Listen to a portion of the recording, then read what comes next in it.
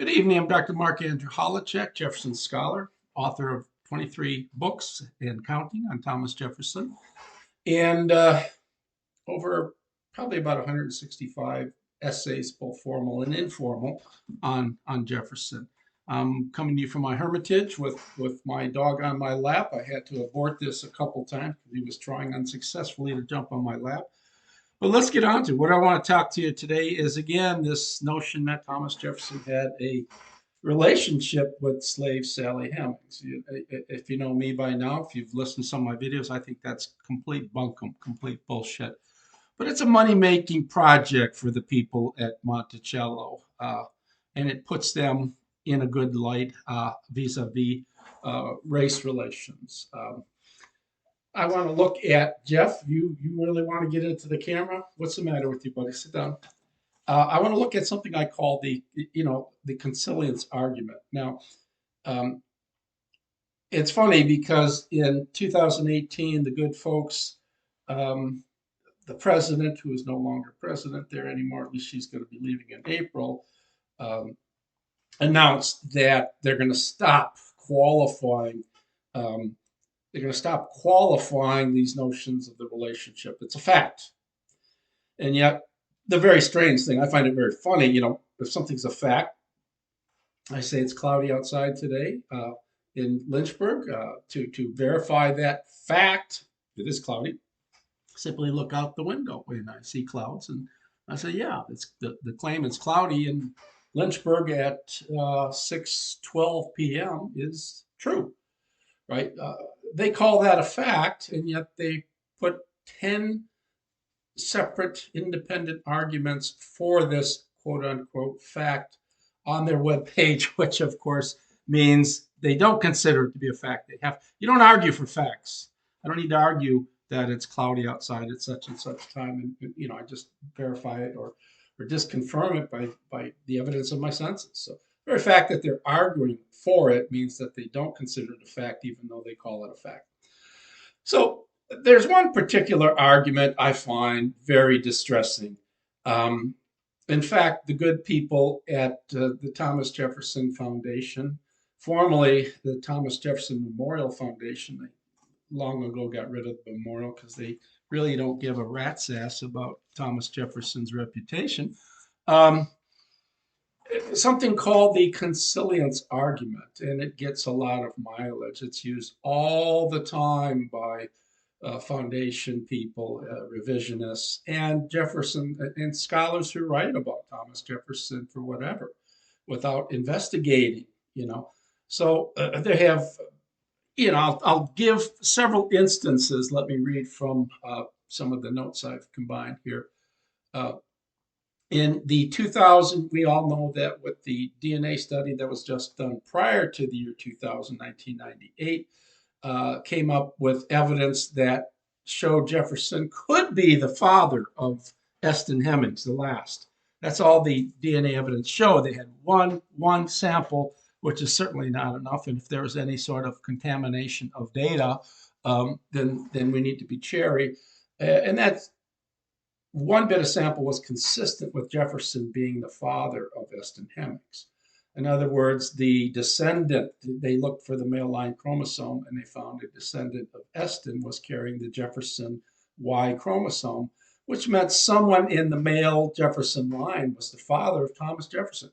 Of course, that, if that's a valid result, it doesn't mean necessarily means that Jefferson or someone carrying the Jefferson Y chromosome, his brother Randolph, one of his brother's sons, or any other person who could have been at Monticello at several times, or time when Eston was born in 1808, was the father of Eston Hemings. But so in 2000, they come up with what I call the Consilience Argument. They take the DNA results, put them together with this wealth. It was called a wealth of historical data. And I'm going to attack this. It's just not true. It's complete bullshit. Okay, so as a result of their 2000 study, the people at Monticello write, the DNA study combined with multiple strands of currently available documentary and statistical evidence the statistical evidence is a Bayesian argument put by Fraser-Neiman, which shows nothing, indicates a high probability that Thomas Jefferson fathered Eston Hemings, and that he most likely was the father of the 5 other Sally Hemings children appearing in Jefferson's records.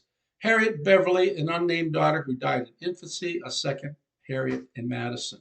So we don't have any biological data on these other children. We do not know whether Sally Hemings was monogamous or promiscuous. Her mother, we know, was promiscuous, so there is good reason to think Sally might have been promiscuous. So we just state that we have the biological data coming in and coupling that. There's a consilience consilience of inductions here. We find that, all this evidence points very strongly in the direction that Jefferson fathered all the children, even though we don't have any biological data or any sort of data about the other children. Today, there's a plaque at Monticello. It reads, and I read from, the historical evidence points to the truth of Madison Hemings' words about my father, Thomas Jefferson. In 1873, Madison Hemings, if you've followed my other ones, came up with this sort of testimony in the Pike County Republican, which was the first of several reports designed to help a newspaper going into bankruptcy. So they come up, Madison Hemings, many decades after the death of Thomas, says, Jefferson was my father, right? And the testimony, as I've talked about before, is fraught with mistakes, ambiguities. Certainly there are some claims in there that are true, but it's difficult to disentangle the truths from the falsehoods. So that's what we're talking about here. Although the historical evidence points to the truth of Madison Hemings' words about my father, Thomas Jefferson, although the dominant narrative long denied his paternity, since 1802, oral histories, published recollections, oral histories count for nothing. Published recollections count for nothing. The statistical data, the Neiman's argument, and documents have identified, notice the strong use of the word, identified, uniquely picked out Thomas Jefferson as the father of Sally Hemings' children. In 1998, a DNA study genetically linked one of Hemings' male descendants, Eston, with the male line of the Jefferson family, adding to, and I use the word, the wealth of evidence. So that's this consilience argument. There is the DNA evidence strongly suggestive, which it's not, right? All it does is show Jefferson could have been the father. His brother more than likely was the father, in my estimation. And you have all this other data, this wealth of evidence. And I'll say something about this wealth of evidence. Okay, Lucia Stanton, who worked at Monticello as one of the minions there, writes in response to a letter to Robert Turner when Turner asked about why they believe. He was asking about a specific problem, but this relates to the larger problem of Jefferson's paternity. She writes, for the Monticello community, the issue boiled down to one lone voice against a chorus. In other words, in her estimation, there's one bit of evidence that's somewhat tantalizing, but then there's a whole chorus, or as the plaque says, a wealth of evidence, right? We're just swimming in data that shows Jefferson was the father, right? A single dissenting opinion was not of sufficient weight to negate the preponderance of evidence on the other side, okay? Gordon Reed, in a 1999 interview with C-SPAN, she says, I call that her moonwalking because she sort of walks backward. The results of a DNA test, coupled with the information that I write about, and putting the DNA test together, that this story is true. And she qualified, well, it's as well established as most, she stops again, and implicitly it's as well established as many more things in history have been established. Not exactly a ringing endorsement for the truth of the claims made in her book. I call that moonwalking. She's not really getting anywhere. Andrew Burstein, in his book, and I like Andrew, The Inner Jefferson, says, perhaps the DNA findings have not absolutely made Thomas Jefferson the father of his house servant's children. He's right, they haven't. But mounting circumstantial evidence makes him by far the most plausible father of these children, as most would now agree. Now, that's not true. He might be the most plausible candidate, but that doesn't mean that it's probable. And I use the example of rolling dice. If I roll two dice, the most frequent, the most probable outcome is 7. There's a 1 in 6 chance that a 7 will come up in one roll of the dice. So that's the most probable outcome of any other number between 2 and 12. 7 is the most probable at a 1 in 6 chance, right, which is 0.167, but it's not probable at all. It's very probable something other than a 7 will come up in one roll of dice. Okay. R.B. Bernstein writes, a close analysis of circumstantial evidence and oral traditions in Annette Gordon Reed's book, and Fraser Neiman's Bayesian argument, in which he concludes mathematically, the odds against anyone but Jefferson being the father were 10,000 to 1. That's not what Fraser Neiman says. It's 100 to 1, not 10,000 to 1. Anyways, the idea is, I can say a little bit more about Neiman maybe at another occasion. E.M. Holliday, in his book, Understanding Thomas Jefferson, writes, in the autumn of 1998, careful DNA tests on dog sitting, you can see, revealed a high scientific probability that Jefferson had indeed fathered at least one of Sally Hemings' children, which, along with circumstantial evidence, strongly suggested that he fathered them all. We have no evidence of the other children, no biological evidence. And get this. And here we get an historian of Gordon Reed's ilk writes, DNA results showing that the Hemings children were fathered by someone in Jefferson's male line, together with the powerful arguments of historian Annette Gordon Reed, give ample reason to conclude that Jefferson indeed took Sally Hemings as a concubine and fathered 6 of her children. Now, this argument comes up again and again and again. And a friend of mine asked me, is it indeed true that there is historical consensus by scholars, historians that write on this, that Jefferson was the father? And I said, yeah, there is historical consensus. But that consensus is empty. Sit down, Jeff.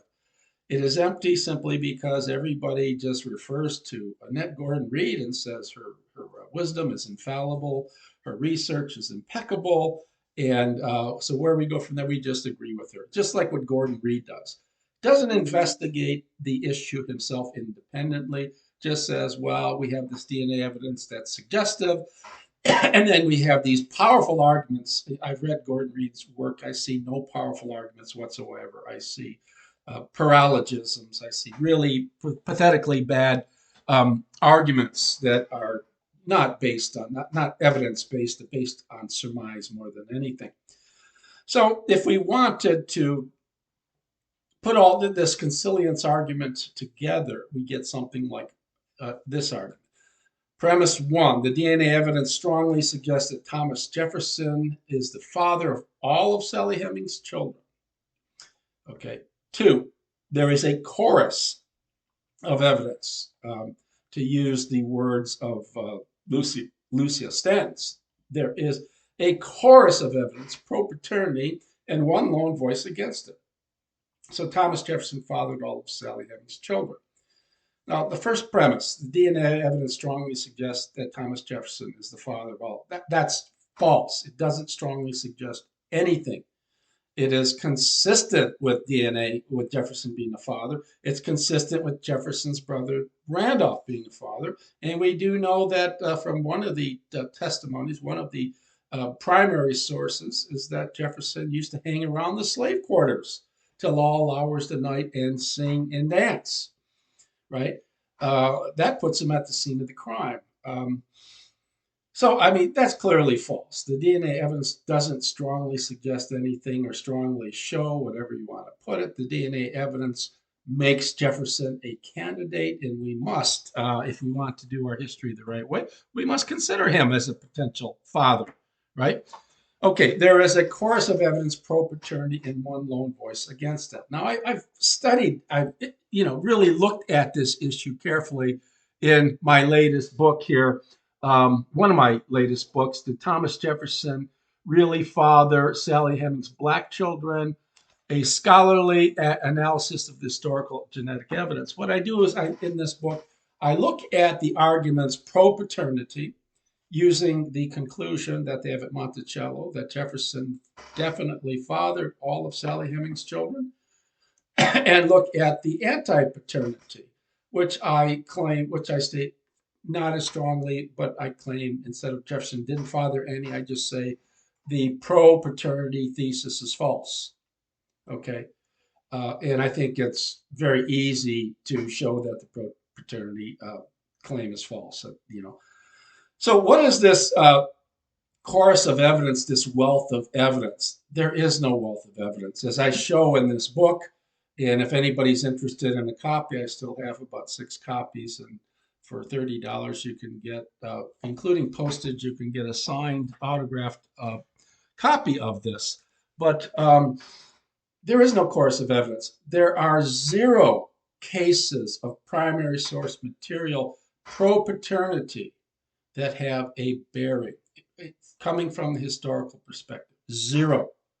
Someone would say, well, what about Fraser Neiman's great argument that shows there's a 1 in 10 chance that Jefferson wasn't the father? He uses a Bayesian complex argument in the people at Monticello because they don't know what the hell a Bayesian argument is, and it's a fairly lengthy equation, and you look at it and it's daunting. Well, I had to study Bayesianism as a grad student at Pittsburgh, being in history and philosophy of science, and so familiar with Bayes, rusty on it. But the argument, Neiman comes up with his results because he puts certain figures in and leaves certain figures out. An argument like that, a Bayesian equation, if you plug in certain data, you're going to get certain results. And if you fail to plug in relevant data, of course, so the argument is horribly slanted and misleading, right? Horribly slanted and misleading. It doesn't show anything, but people keep referring to it. No one, as I have done, has analyzed the argument. And in my book, I talk about it. I talk about it in this book as well in my book called Framing a Legend that came out in 2013. I show that the argument doesn't show anything. It's not persuasive in the least. So there's no primary evidence that Jefferson fathered, no testimony that is reliable. Everything, and Gordon Reed admits this, and the People Foundation, everything rests on the 1873 testimony of Madison Hemings, right? They just take everything that he says in that testimony verbatim and claim it as fact.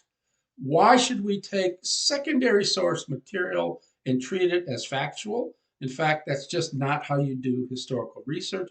They do it because it bolsters their conclusion. It justifies what they want to show, that Jefferson was the only father. So we're at a dangerous point here, is that we do have historical consensus. Historians, if you want to say that, well, I believe that there was Jefferson was the father because most historians think that that's so. I agree. Now, this is a really bad argument, but because the historical consensus has been arrived at, not by historians independently analyzing the situation and saying, yeah, it appears that Jefferson did father Sally Hemings' children. They merely fall back on the work of Annette Gordon Reed, which she even admits at some point, if you read her language carefully, it's complete surmise. She wants to talk about the most probable course of events and how things turned out, right? So, and if you follow a little bit of probabilistic reasoning, imagine if I put a narrative, all narratives I've said before are false, but if I string together a narrative with claims that have even every claim in the narrative I make about Jefferson Hemings, imagine if it has each claim has a 90% probability of being true. The whole narrative itself is certainly not going to be true. You multiply 0.9 times 0.9 gives you 0.81 times 0.9 times. So you get very quickly with this array of claims that you're making in your narrative, you get a probability of almost 0 that the whole narrative is true. And I would venture to say that many of the claims of Gordon Reed, named, for example, i.e., that when Sally Hemings came to France, she stayed in Jefferson's building in Jefferson's residence, Hotel Longueuil. That has a probability, as far as I'm concerned, of almost zero. And yet she just, stated, as I talked to before, as factual. So we wind up, we have this, again, in my book, I analyze all the evidence, all the evidence, and you can make up your own mind. When you read this carefully, you see there is no wealth of evidence. There is only secondary source material that comes from Madison Hemings in 1873. It's not very persuasive. We don't have any primary source of evidence, and we do have 4 bits of primary source evidence that tends to show that Jefferson was not involved with Sally Hemings. 4. And I cover those completely in my book. Others have done so as well. But I think the merit of this book, again, which is you can purchase if you email me at mholowchak, MHOLOWCHAK @hotmail.com. I can send you an autographed copy for $30, including mailing. Now, again, we need to settle this hopefully at some further future date by DNA evidence of. I suspect, I'll throw a little nugget out. I suspect that Madison Hemings was not, come on, Jeff, Madison Hemings was not fathered by Thomas Jefferson. Madison Hemings, we do know by, he lived in Chillicothe, Ohio. By the census at the time, he was, I think, 5'6" tall. Jefferson was 6'1", 6'2", 6'1.5", 6'2". Eston Hemings, the last child, was 6'1", more in keeping with being fathered by a Jefferson, right? And not that this is not foolproof anything, but it's just interesting to note that there were such radical differences in height between the two quote unquote true brothers. Anyways, I hope you enjoyed this, and I just want you to understand. Look, study this for yourself. Read my book, read Gordon Reed's book, read all the books together, and come up with, think for yourself. Don't allow people to think for you. Don't, like Gordon would. It's sloppy scholarship to say, well, Gordon Reed has powerful arguments. And I want to say, have you read her book? Or are you just falling back to what other people say? Or are you afraid to be called a goddamned racist for sticking up with what you say, for not following the crowd on this? Gordon Reed happens to be African American, and she's very race sensitive. You can see that readily when you read her stuff. And she plays the race card quite a bit. Anybody who, it's come to the point when if you just disagree with her, you're a racist. So he made it up on my left. So you tend not to want to disagree with her. Again, so I hope you enjoyed this video. I think little Jefferson did. And if you do, please like it. Please add your comments. Please share it. Share this video with other people so you can spread the word. I'm not proselytizing, unlike Monticello and Gordon Reed. I don't have an axe to grind. It's not life or death for me that Thomas Jefferson wasn't the father. I want open discussion. That's what Jefferson stood for, did he not? That we have an open discussion on these issues, that we, what Monticello has done in 2000, they've closed the door. They've said it's a fact, right? We don't have to qualify. If we don't have to qualify, we don't have to discuss it. People like Holochek who don't agree and who we don't have to address anything he says because it's now a fact. He doesn't count anymore. They refuse to have open discussion. And upon what is a democracy based, and Jefferson says it's never time, if not on free and open discussion of discordant opinions. That's how we arrive at the truth. And until we get back to that intellectual climate where we can debate things with civility, we can disagree with each other, we're not going anywhere. So please like this and share this, and please read my book and read other books that disagree with me. And I think when you come up, any sober-sided person, I was a logic professor for a number of years, you'll come up and see that, look, we really don't know what happened. And I think it's up to them making the substantive claim to show that Thomas Jefferson was not the father of Eston Hemings. We don't know anything about the other children. Um, Funny how they just jumped to that. She was monogamous. She didn't have more than, so he had to be, if he's the father of Eston, he had to be the father of all. Many assumptions just brought to bear that are not substantiated. Very dangerous situation. Okay, like it, and ta ta for now. We'll do this again.